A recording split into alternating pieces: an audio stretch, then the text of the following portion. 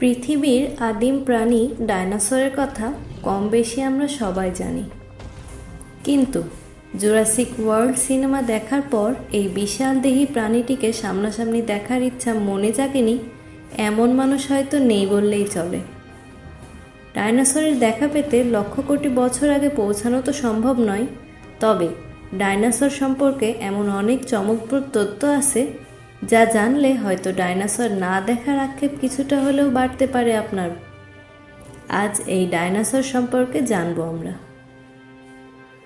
সুপ্রিয় দর্শক, চলুন তবে আর কথা না বাড়িয়ে বাংলার দূরবীনের এই পর্বে ঘুরে আসা যাক ডাইনোসরের জগৎ থেকে।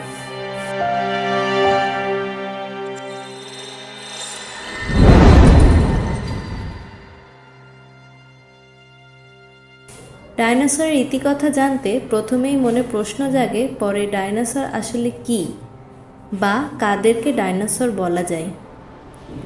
ফাইলোজেনেটিক নামকরণ অনুসারে ডাইনোসর মূলত বর্তমান পাখি এবং ট্রাইসেরাটোপসের একটি আদিম প্রজাতি। এভাবেও বলা যায় আমরা এখন যে পাখি দেখতে পাই তারা প্রকৃত অর্থে ডাইনোসরেরই বিবর্তিত রূপ। অন্যদিকে ব্রিটিশ জীববিজ্ঞানী রিচার্ড ওয়েনের মতে ডাইনোসর হল মেগালোসোরাস এবং ইগুয়ানডন প্রজাতির পূর্বপুরুষ।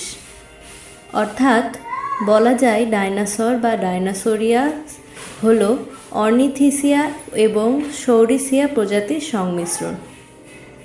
একদম এক কথায় বলতে গেলে ডাইনোসর বলতে এমন অর্কসারদের বোঝানো হয় যাদের দেহের পিছনের অংশ পা হিসেবে দেহের সমস্ত ভার নিতে সাহায্য করে।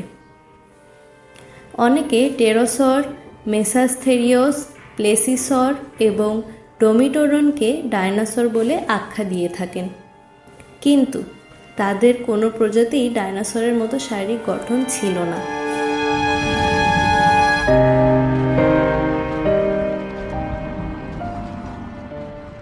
মেসোজিক যুগের অন্যতম প্রভাব বিস্তারকারী প্রজাতি ছিল ডাইনোসর।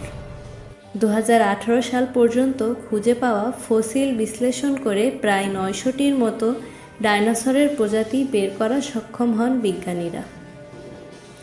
অবশ্য জীবাশ্ম হিসেবে সংরক্ষিত অবস্থায় ডাইনোসরের মোট 1850টির মতো প্রজাতি রয়েছে বলে মনে করা হয়।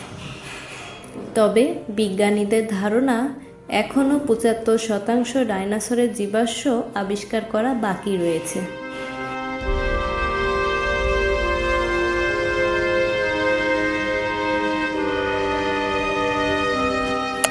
1995 সালের এক গবেষণায় ধারণা করা হয় যে পৃথিবীর প্রায় 3400 প্রজাতির ডাইনোসরের উপস্থিতি ছিল, যাদের বেশিরভাগই ফসিল হিসেবে সংরক্ষিত অবস্থায় নেই।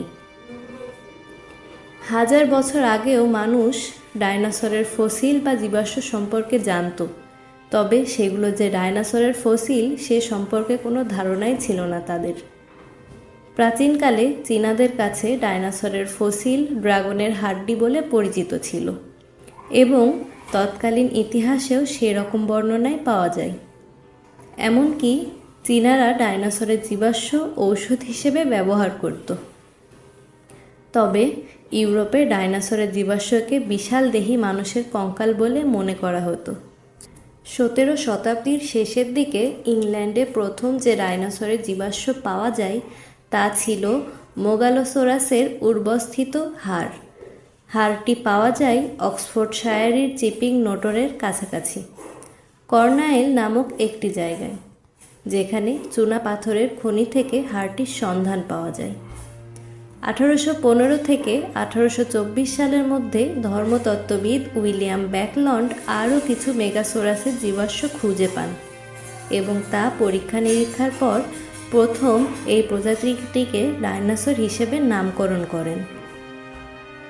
সে সময়ের একটি বৈজ্ঞানিক সাময়িক পত্রে প্রকাশিত তার এই গবেষণাপত্র থেকেই ডাইনোসর সম্পর্কে জানতে শুরু করে মানুষ। 1858 সালে নিউ জার্সির ছোট শহর হ্যাজনফিল্ডের একটি মার্লস্টোনের গর্ত থেকে উইলিয়াম পার্কার ফোলকি ডাইনোসরের যেই জীবাশ্মটি আবিষ্কার করেন তা ছিল আমেরিকায় পাওয়া ডাইনোসরের প্রথম নমুনা। ডায়নোসরের এই প্রজাতিটির নামকরণ করা হয় হাইড্রোসোরাস ফোলকি। উইলিয়াম পার্কারের এই আবিষ্কারটি ছিল বেশ গুরুত্বপূর্ণ, কেননা এটি ছিল প্রায় সম্পূর্ণ একটি ডায়নোসরের কঙ্কাল। অবশ্য এর আগে 1834 সালে ইংল্যান্ডের মেডস্টোনেও প্রায় সম্পূর্ণ ডায়নোসরের জীবাশ্ম আবিষ্কার করা হয়েছিল। কিন্তু উইলিয়াম পার্কারের এই জীবাশ্ম থেকে প্রথম দুপে ডায়নোসর সম্পর্কে জানতে পারেন বিজ্ঞানীরা। এর আগ পর্যন্ত সব ডায়নোসর চার পেয়ে বলে মনে করা হতো। 1970-এর দশক থেকে ডায়নোসর গবেষণায় নতুন জোয়ার শুরু হয় বলে মনে করা হয়। বিশেষ করে 1969 সালে জীবাশ্মবিদ জন অস্ট্রাম ডিনোনিকাস নামে এক ধরনের পেয়ে শিকারী ডায়নোসরের ফসিল আবিষ্কার করেন এবং তিনি দাবি করেন এরা ছিল উষ্ণ রক্তের ডায়নোসর। এর আগ পর্যন্ত মনে করা হতো ডায়নোসর ছিল শীতল রক্তের প্রাণী। এরপর ডায়নোসরের জীবাশ্ম থেকে নরম টিস্যু আবিষ্কার শুরু হয়। 1998 সালে দক্ষিণ ইটালির পিট্রিয়া প্লান্টেকালকে একটি সেলিওসোরাস জীবাশ্ম আবিষ্কার করা হয়। সংগৃহীত নমুনাটি ছিল একটি কিশোর বয়সী সিপিওনিক্স সামনিটিকো ডায়নোসরের। আশ্চর্যজনক ব্যাপার হলো জীবাশ্মটিতে ডায়নোসরের অন্ত্র, কোলন, লিভার, পেশি এবং উইন্ড পাইপের কিছু অংশ পাওয়া যায়। ট্রায়াসিক যুগের মাঝামাঝি থেকে শেষ দিকে আর্কসরদের থেকে ডায়নোসরের আগমন ঘটেছিল বলে মনে করা হয়। প্রায় 25 কোটি বছর আগে পার্মিয়ান ট্রায়াসিক গণবিলুপ্তির ঘটায়। আনুমানিক 96% জলজ প্রাণী এবং 70% মেরুদণ্ডী প্রাণী বিলুপ্ত হয়ে যায়। এই ঘটনায় প্রায় 2 কোটি বছর পর পৃথিবীতে ডায়নোসরের আবির্ভাব ঘটে। ধারণা করা হয় প্রথম দিকে ডায়নোসররা ছিল আকারে ছোট এবং দ্বিপদী। আর্জেন্টিনায় প্রায় 23 কোটি বছর আগে যে ধরনের ডায়নোসরের বিচরণ ছিল তাদের মধ্যে লেগাসুকুস এবং লেগারপেটন অন্যতম। প্রকৃতিতে সব কিছুরই রং বা বর্ণভেদে নানান প্রকারের দেখা মেলে। ডায়নোসরও তার ব্যতিক্রম নয়। 1842 সালে স্যার রিচার্ড ওয়েন সর্বপ্রথম ডায়নোসরের শ্রেণীবিন্যাস নিয়ে গবেষণা শুরু করেন। তার মতে এগোয়ান্টন, মেগালোসোরাস এবং হাইলিওসোরাস হলো এমন ধরনের সরীসৃপ প্রজাতি যাদের ডায়নোসর বলে আখ্যায়িত করা যায়। মূলত আর্কোসোর প্রজাতির থেকেই ডায়নোসরের উৎপত্তি ঘটেছিল। আমরা এখন যে কুমির দেখতে পাই তা আর্কোসোর প্রজাতিরই বিবর্তিত রূপ। বর্তমানে বিজ্ঞানীরা ডায়নোসরদের প্রাথমিকভাবে দুটি শ্রেণীতে ভাগ করেছেন। এগুলো হচ্ছে সরিস্কিয়া এবং অর্নিথিস্কিয়া। গবেষণা থেকে জানা যায় ডায়নোসরের গড় আকার ট্রায়াসিক যুগ, জুরাসিক যুগ গোড়ার থেকে শেষের দিকে এবং ত্রিটোসাস যুগে প্রতিনিয়ত পরিবর্তিত হয়েছে। আর মেসোজুইক যুগে দ্বিপদী শিকারী ডায়নোসরের বিচরণ ছিল বেশি, আর এদের ওজন ছিল 100 থেকে 1000 কেজির মধ্যে। তবে ডায়নোসরদের যুগে সবচেয়ে বড় আর সবচেয়ে বেশি ওজনের ডায়নোসর ছিল সরোপড। প্রাক জুরাসিক যুগে এদের আবির্ভাব ঘটেছিল বলে মনে করা হয়। আর জুরাসিক যুগের শেষের দিকে বলতে গেলে গোটা পৃথিবীতেই ছড়িয়ে পড়ে এরা। যেহেতু পৃথিবীতে বিচরণ করা ডায়নোসরদের একটা ক্ষুদ্র অংশ ফসিল বা জীবাশ্ম হিসেবে সংরক্ষিত হয়েছে এবং এদের মধ্যে একটা সামান্য অংশ উদ্ধার করা সম্ভব হয়েছে, সে কারণে সবচেয়ে বড় বা সবচেয়ে ছোট ডায়নোসর কোনটি ছিল তা হয়তো কখনোই বের করা সম্ভব হবে না।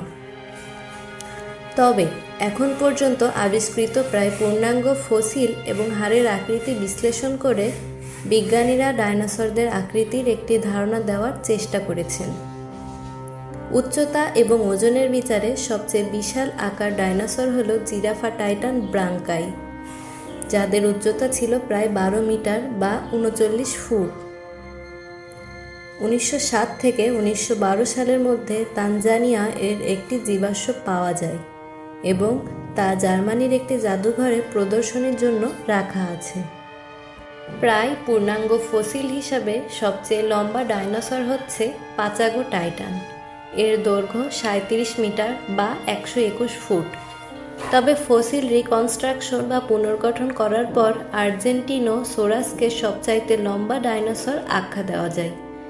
আর্জেন্টিনায় পাওয়া এর একটি নমুনার দৈর্ঘ্য হচ্ছে 39.7 মিটার বা 130 ফুট। গবেষণা অনুযায়ী এদের ওজন হতে পারে 80,000 থেকে 1 লাখ কেজি পর্যন্ত। উচ্চতার বিচারে সবাইকে ছাড়িয়ে যেতে সরোপোজাইটন নামের এক প্রজাতির ডাইনোসর। এদের উচ্চতা হতো 18 মিটার বা 59 ফুট। আর মাংসাশী ডাইনোসরের মধ্যে সবচেয়ে বড় ছিল স্পিনোসোরাস, যার লম্বা হতো 12.6 থেকে 18 মিটার বা 41 থেকে 59 ফুট এবং ওজন হতো 7 থেকে 21 মেট্রিক টন। এছাড়া আরও কিছু বিশালদেহী মাংসাশী দ্বিপদী ডাইনোসরের মধ্যে ছিল জিগানোটোসোরাস, কারচারো, ডোনোটোসোরাস এবং ডাইনোকাইরাস। বিজ্ঞানীদের হিসেবে এখন পর্যন্ত খুঁজে পাওয়া সবচেয়ে ছোট ডাইনোসর হচ্ছে ইনকিওরনেস হক্সলাই, মাত্র 34 সেন্টিমিটার লম্বা। এই ডাইনোসরদের ওজন হতো মাত্র 110 গ্রাম। সাধারণত পাখিদের ঝাঁক বেঁধে আকাশে উড়ে যেতে দেখা যায়। আর পাখি যেহেতু ডাইনোসরেরই বিবর্তিত রূপ, তাই ডাইনোসর এর মধ্যেও একজোট হয়ে ঘুরে বেড়ানোর প্রবণতা ছিল বলে মনে করা হয়। শুধু তৃণভোজী ডাইনোসরই নয়, মাংসাশী ডাইনোসররাও জোট বেঁধে বিচরণ করত এবং শিকার ধরত। তবে শিকার ছাড়াও এক প্রজাতির ডাইনোসর অন্য প্রজাতির উপর হামলা করত এমন প্রমাণও পাওয়া গেছে। 1971 সালে গোভি মরুভূমিতে পাওয়া জীবাশ্ম থেকে এমনটা নিশ্চিত করা হয়। এখানে একটি ভেলোসিপারেটের একটি প্রোটোসিপারোডসকে আক্রমণ করেছিল। বলা হয় ডাইনোসররা দিনের বেলায় সক্রিয় থাকত, তবে কিছু কিছু প্রজাতি নিশাচরও ছিল। মানুষের মতো বলতে গেলে সব প্রাণী নিজেদের মধ্যে যোগাযোগ করে থাকে, তবে তাদের মধ্যে ভিন্নতা দেখা যায়। ডাইনোসরেরও যোগাযোগের মাধ্যম নিয়ে গবেষণা দেখা যায়। তারা পাখিদের মতো দৃষ্টি এবং কণ্ঠস্বর দিয়ে একে অপরের সাথে ভাব বিনিময়ের চেষ্টা করত। এরা শরীরের বিভিন্ন অঙ্গ যেমন শিং ক্রেস্ট বা পলক যোগাযোগের মাধ্যম হিসেবে ব্যবহার করত। 2016 সালে এক সমীক্ষায় দেখা যায় পাখি এবং কুমিরের মতো ডাইনোসররাও আওয়াজ করতে পারত। তবে সময়ের সাথে সাথে তাদের যোগাযোগের উপায় পরিবর্তিত হতে থাকে। এছাড়া ডাইনোসরদের দৈহিক আকার ভেদেও ভাব বিনিময়ের পার্থক্য দেখা যায়। বর্তমানে পাখির সাথে ডাইনোসরের বৈশিষ্ট্যের সাদৃশ্য পাওয়া গেলেও কথাটা কতটা সত্যি তা জানার চেষ্টা চলছিল অনেক বছর ধরেই। 1868 সালে টমাস হেনরি হাক্সলি ডাইনোসরের সাথে পাখির একটা সম্ভাব্য সম্পর্কের ধারণা দেন। পরবর্তীতে বিংশ শতাব্দীর দিকে গারহার্ড হেইলম্যান গবেষণায় তা অনেকটা ভুল প্রমাণিত হয়। 1970 সালের দিকে অস্ট্রম আবারও ডাইনোসরের পাখির মতাদর্শ নিয়ে কাজ শুরু করেন।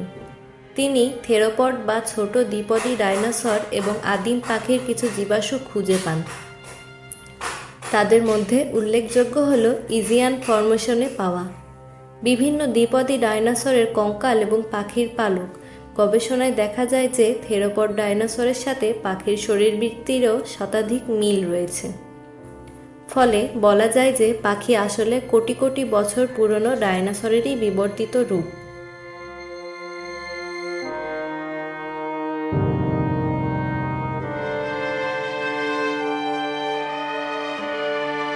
আমরা হয়তো সকলেই কম বেশি জানি কিভাবে একসময় পৃথিবীতে রাজত্ব করা ডাইনোসর নিশ্চিহ্ন হয়ে গিয়েছিল।